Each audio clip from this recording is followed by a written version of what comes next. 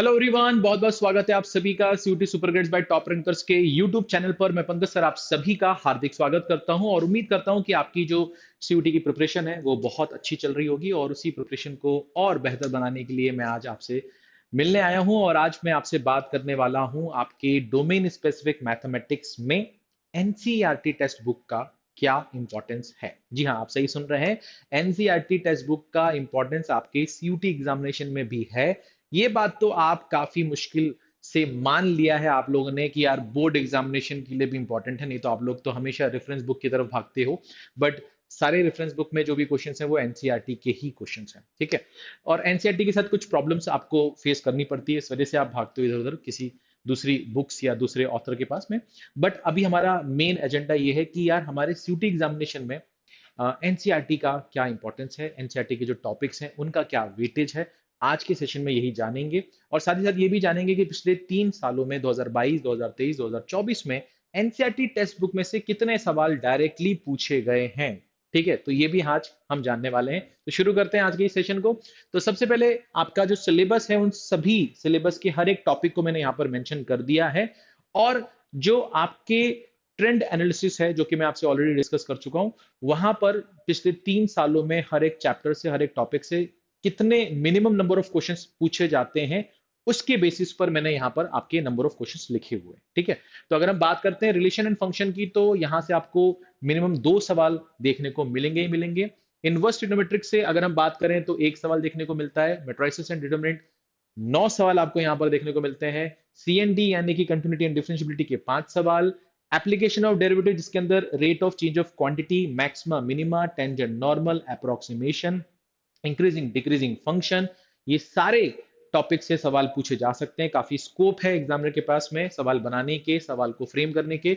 यहां से आपको 6 सवाल देखने को मिलते हैं। इंटीग्रल से जहां पर सिर्फ डेफिनेट और इनडेफिनेट इंटीग्रेशन की मैं बात कर रहा हूं, जहां पर डेफिनेट इंटीग्रल में प्रॉपर्टी पर बेस्ड बहुत सारे सवाल देखने को मिलते हैं। स्पेशल इंटीग्रल्स हो गया, पार्शियल फ्रैक्शन हो गया, उसके सवाल अभी तक तो नहीं देखने को मिले, बट आगे आपको देखने को मिल सकते हैं। तो ये चीज आपको थोड़ा सा ध्यान देना है। साथ ही साथ अगर हम एप्लीकेशन ऑफ इंटीग्रल की बात करें, जहां पर एरिया अंडर द कर्व के सवाल आपको देखने को मिलते हैं।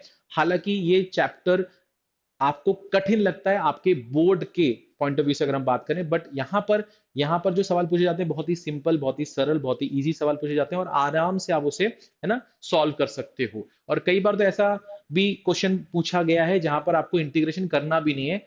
हो सकता है कि आप जो डायग्राम बना रहे हो वो ट्रेपेजियम बन जाए, तो ट्रेपेजियम का एरिया तो आप फॉर्मूले से भी निकाल सकते थे। तो कई बार आपको जरूरी नहीं है कि उसको इंटीग्रेशन से करना है, क्योंकि वो ऑब्जेक्टिव पेपर है, वहां पर आपका सोल्यूशन मैटर नहीं करता, वहां पर आपने कौन सा आंसर मार्क किया ये मैटर करता है, ठीक है। तो एप्लीकेशन ऑफ इंटीग्रल जिसको हम एरिया अंडर द कर्व बोलते हैं, यहाँ से 3 सवाल देखने को मिलते हैं। डिफरेंशियल इक्वेशन जिसमें ऑर्डर, डिग्री, है ना, इंटीग्रेटिंग फैक्टर पर बेस्ड सवाल आपसे पूछे जाते हैं, ये आपको यहाँ से देखने को मिलेगा। 3 सवाल यहाँ से पूछे जाते हैं।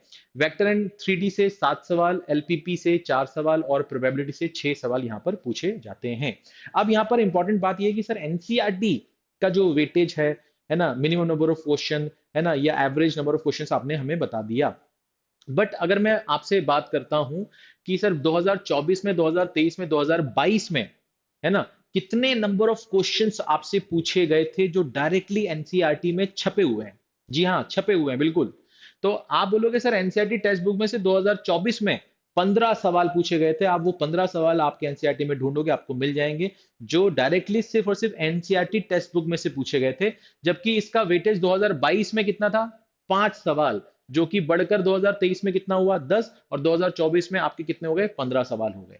तो आपके पेपर में जो टोटल 50 क्वेश्चंस आते हैं उसमें से आपके इस साल 15 ऐसे क्वेश्चंस थे जो आपके एनसीईआरटी टेक्स्ट बुक में आपको आराम से मिल जाएंगे। यही हम बात करते हैं एनसीईआरटी एग्जाम्पलर की, है ना। अच्छी बुक होती है, पतली सी होती है, बट इसमें सारे क्वेश्चन जो होते हैं बहुत अच्छे स्टैंडर्ड के होते हैं, मजेदार क्वेश्चन होते हैं। इसका वेटेज 2022 में कितना था? 15। 2023 में घटकर 10 हो गया, और इसी को मेंटेन करते हुए इस साल भी यहां से 10 क्वेश्चन आपसे पूछे गए थे। तो आपको यह समझना है कि यार एनसीईआरटी टेक्स्ट बुक और एनसीईआरटी एग्जाम्पलर भी अगर मैं बहुत अच्छे से करके जाता हूं तो 2024 में 25 सवाल आराम से आप कर सकते थे जो आपके देखे हुए थे, डायरेक्टली आपने देखे हुए थे। क्योंकि अगर आप अपनी बोर्ड एग्जामिनेशन की प्रिपरेशन कर रहे हैं तो एनसीईआरटी टेक्स्ट बुक तो आपको करना ही चाहिए। एनसीईआरटी एग्जाम्पलर तो आपको करके जाना ही चाहिए। तो आप अगर बोर्ड एग्जाम की प्रिपरेशन कर रहे हैं तो कुछ अलग तो कर नहीं रहे हैं, है ना, सीयूटी के लिए। आपकी वही प्रिपरेशन यहाँ पर भी हेल्प करने वाली है। आपके बोर्ड एग्जामिनेशन में भी ऑब्जेक्टिव क्वेश्चंस पूछे जाते हैं, यहाँ पर पूरा पेपर ही ऑब्जेक्टिव क्वेश्चन में आता है। तो आप कहीं ना कहीं फेमिलियर तो है कि हाँ ऑब्जेक्टिव क्वेश्चंस में किस तरह के क्वेश्चंस फ्रेम किए जाते हैं। बट यहाँ पर नंबर ऑफ क्वेश्चंस जो है वो ज्यादा है, वहां पर बहुत कम वेटेज होता है ऑब्जेक्टिव टाइप ऑफ क्वेश्चन का। तो आपको बस ये ध्यान देना है कि यार ये जो है ना 25 सवाल हैं जो कि मुझे डायरेक्टली वहां पर दिख रहे होंगे प्रिपरेशन के दौरान, यही सवाल उठ के मेरे सीयूटी एग्जामिनेशन में भी आ सकते हैं। तो ये सवाल तो आपसे नहीं छूटने चाहिए थे। उसी तरीके से अगर मैं बात करता हूं, यहाँ पर 20 सवाल हैं और यहाँ पर अभी आपके 20 सवाल हैं। तो आपको अगर 40 सवाल करने हैं 50 में से, तो आप देख लो कि 50% तो आपके एनसीईआरटी टेक्स्ट बुक और एग्जाम्पलर से ही पूछा जा रहा है। ठीक है। अगर हम बात करते हैं अदर सोर्सेज की, अब वो अदर सोर्सेज जो है वो कोई भी किताब हो सकती है। ठीक है, वो R S Agarwal, R D Sharma, M L Agarwal, या कोई तीसरी बुक, कोई चौथी बुक भी हो सकती है। उनमें से आपके मिल रहे हैं, उनमें से आपको पूछे जाते हैं। मैं ऐसा रिकमेंड नहीं कर सकता कि आपको सिर्फ यही बुक पढ़ लो, ये सारे के सारे 25 क्वेश्चन उसी बुक से आए थे। बट ये मान के चलिए कि ये 25 क्वेश्चन, जैसे यहाँ पर जो मैं 15 और 10 बोल रहा हूँ, ये वो क्वेश्चन है जो डायरेक्टली मतलब कि हूबहू क्वेश्चन यहाँ से उठा के यहाँ पर दे दिया गया है। तो इसका मतलब ये नहीं है कि ये जो 25 क्वेश्चंस हैं ये क्वेश्चन आपको यहां नहीं मिलेंगे, डिक्टो नहीं मिलेंगे, बट इसी टाइप के सवाल हो सकता है आपके एनसीईआरटी टेक्स्ट बुक में और एग्जाम्पलर में भी हो। बट अभी मैं किसकी बात कर रहा हूं, जो हूबहू क्वेश्चन आपके एनसीईआरटी टेक्स्ट बुक से उठा के दे दिया गया, जिसको आप देख के बोल दोगे ये क्वेश्चन तो आया हुआ है। ठीक है। और इस बार का पेपर अगर आप देखोगे तो बहुत सारे क्वेश्चंस तो आपके बोर्ड एग्जामिनेशन में ऑलरेडी आ चुके हैं। तो आपको जैसे पीवाई क्यूज अगर आपने सीबीएसई की किए हुए हैं, तो आपको बहुत सारे क्वेश्चन तो दिख जाएंगे यार ये तो मैंने पीवाई क्यूज में ही किया था, है ना। वो साइन वाला जो क्वेश्चन था, है ना, नीचे जो साइन ए अपॉन साइन स्क्वायर ए प्लस वाई वाला जो क्वेश्चन था। तो काफी कुछ आप अपने बोर्ड एग्जामिनेशन की प्रिपरेशन के दौरान कर लेते हो, बस आपको कॉन्फिडेंस नहीं होता। ठीक है। और थोड़ी बहुत आपको, है ना, अपनी समझ बूझ से कुछ चीजें और पढ़ लेनी चाहिए, कुछ और चीज़ों पे कमांड कर लेनी चाहिए, चाहे वो अपनी कैलकुलेशन हो, चाहे वो आपकी क्या बोलते हैं, किसी टॉपिक पर अगर आप अच्छे नहीं हो तो उस पर अच्छी कमांड कर लो, है ना। जैसे कि प्रोबेबिलिटी बहुत कम बच्चे पढ़ते हैं, बहुत कम बच्चों का उस पर बहुत अच्छा कमांड होता है और बहुत ही स्कोरिंग टॉपिक है ना। तो अगर आपको मालूम है कि यार इस टॉपिक में मैक्सिमम नंबर ऑफ बच्चे ऐसे हैं जो छोड़ते हैं इस सवाल को, तो अगर मैं ये कर लूंगा तो कहीं ना कहीं मुझे एक एडवांटेज मिलने वाला है। ठीक है।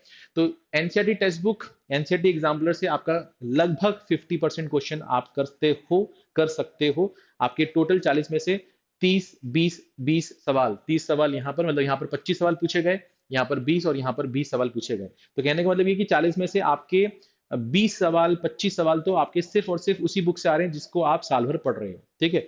बस आपको थोड़ा सा और एडिशनल मेहनत करनी है, बाकी और क्वेश्चंस जो हैं उसके लिए आप कोई ना कोई रेफरेंस बुक आप पढ़ते ही होगे, उसको भी एक बार पढ़ लो, वहां से हो सकता है कुछ क्वेश्चन आपके आ जाए और आपका ओवरऑल स्कोर बहुत अच्छा हो जाए। ठीक है। तो मैं उम्मीद करता हूँ कि आपको ये जो इन्फॉर्मेशन है ये आपके लिए फ्रूटफुल रही होगी। और अगर आप हमसे इसी तरह के और वीडियोस चाहते हैं तो आप इसी वीडियो के नीचे कमेंट करके हमसे बोल सकते हैं, हम एज सुन एज पॉसिबल उस पर काम करेंगे। अगर आपको ये वीडियो अच्छा लगा और आपको लगता है कि इस वीडियो के थ्रू आपकी कुछ हेल्प हुई, तो आप इस वीडियो को लाइक कर सकते हैं, शेयर कर सकते हैं, चैनल को सब्सक्राइब कर लीजिए, क्योंकि हम आपकी प्रिपरेशन को और बेहतर बनाने के लिए डेली बेसिस पर मिलते रहते हैं, आपको कुछ ना कुछ सिखाने की, समझाने की कोशिश करते हैं। और मैं उम्मीद करता हूं कि आप इस वीडियो को जरूर जरूर लाइक करेंगे। मिलते हैं नेक्स्ट सेशन में, अपना ख्याल रखिए। Thank you.